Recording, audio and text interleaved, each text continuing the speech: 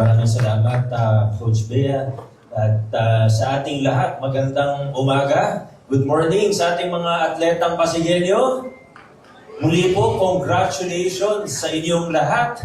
Kami po ay proud na proud sa inyo. Thank you for making us so proud. Thank you for making the investment of the city in you more than worth it. Maraming salamat sa lahat ng pagsasakripisyo ninyo, sa paggising ng maaga para mag-ensayo, siyempre sa pagwagi sa Batang Pinoy. Siyempre ito po, siyempre kayo yung, di ba? Kayo naman talaga yung nagtrabaho, nag-training, kayo yung sumalang sa kompetisyon, pero hindi rin po natin magagawa ito kung hindi tayo nag-teamwork. Ito po ay isang team effort. Yung ginawa po natin na mag-number 1, tapos back-to-back pa.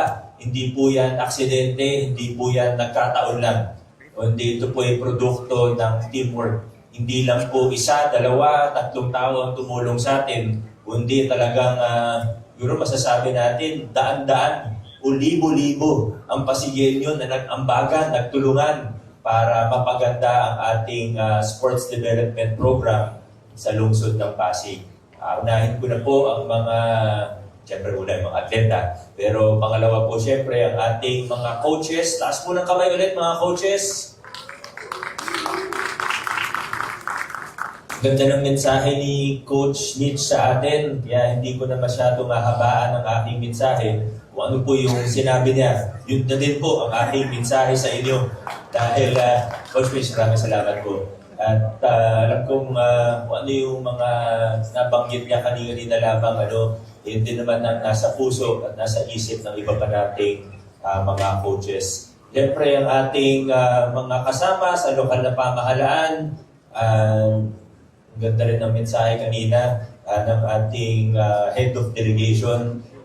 Nagbigay siya kanina ng kanyang Sir Reggie, salamat sa iyong State of the Sports address kanina. Very comprehensive report.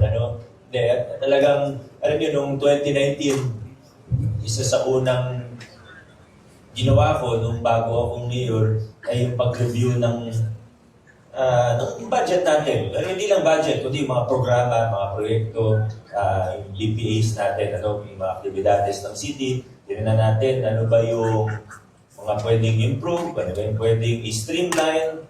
At nakita natin nung panahon na yun, malaki-laki na rin yung investment ng lungsod ng Pasig sa sports. Ang nagiging problema lang noon, minsan, kumbaga, kalat-kalat. Ibig sabihin, hindi masyado sigurong organized kung sinong lalapit, magre-request. Minsan nga, may ibang sports doon. Hindi na naman natin kailangan banggitin kung alin. Pero minsan doon, sa loob ng isang linggo, lalapit sa akin, 2-3 grupo. Parehong sport. Tapos, hihingi ng tulong, hihingi ng suporta. Sasabihin nila, dati ito yung binibigay, dati ito yung ginagawa. Nakita natin ang daming overlaps.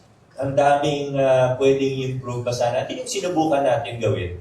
Kaya siguro itong programa natin sa sports, yung madalas naririnig nyo pag nagsasalita ako, yung mga reforma natin na ginawa sa procurement, sa public bidding, sa transparency ng ating pamahalaan, mga ibang programs natin, gaya infrastructure, kung yung mga pagbabagong ginawa. Pero sa totoo, sa tulong ng marami sa inyo dito, ay gumanda din at naayos din natin yung sports program. At yung sports program ay hindi lang po ito tungkol sa sports, kundi naging patotoo na rin ito dun sa pag-aayos natin ng ating lokal na pamahalaan. Kaya nagiging mas maganda kahit papano ang programa natin, mas cohesive, mas streamlined, mas efficient ang programa ng ating lokal na pamahalaan.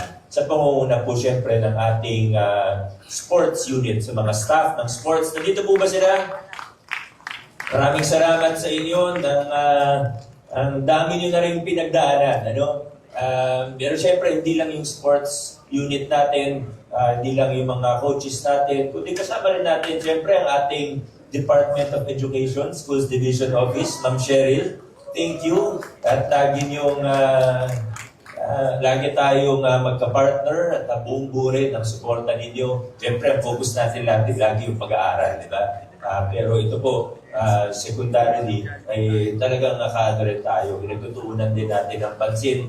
Kasama siyempre ang ating multi-talented MC. Grabe, lahat ginawa na.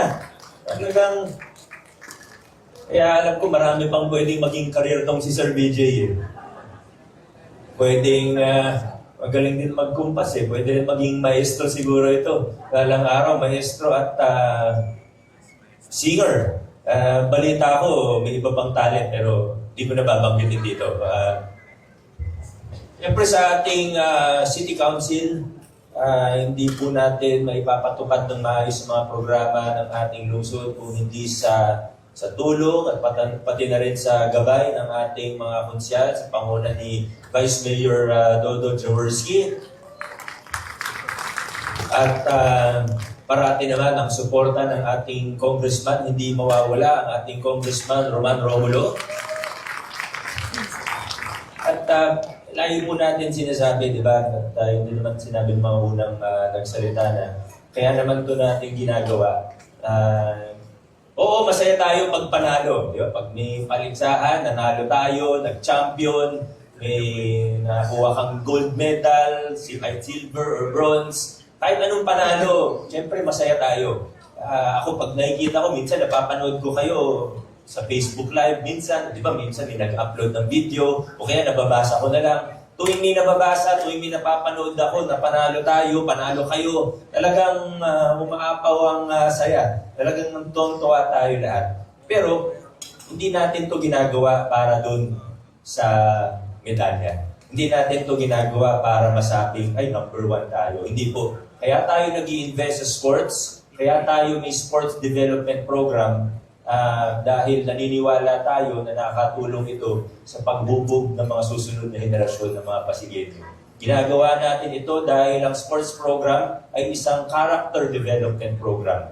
Dahil sa sports, nabubuo at bubuo ang ating pagkatao, nade-develop ang ating disiplina, excellence, pati na rin yung sa kalusugan natin, mental health also, physical and mental health, pati na rin yung integrity na gusto natin. Gusto natin na magkaroon ng susunod na henerasyon ng Pasigueño na buo ang integridad, may spirit of excellence, malusog sa katawan at sa pag-iisip at lahat ng yan. Kaya po tayo may sports development program. Kaya hindi tayo magsasawa na mag-invest sa sports development. Kaya natin pinagtutuunan ng pansin ang sports development. At sana ang lahat ng nandito sa tanghalang ito ay nagkakaisa tungo sa mga layunin na yun. Muli po sa ating mga atletang Pasigueño, we are so proud of you. Congratulations and good luck sa mga susunod na competition natin. Maraming salamat.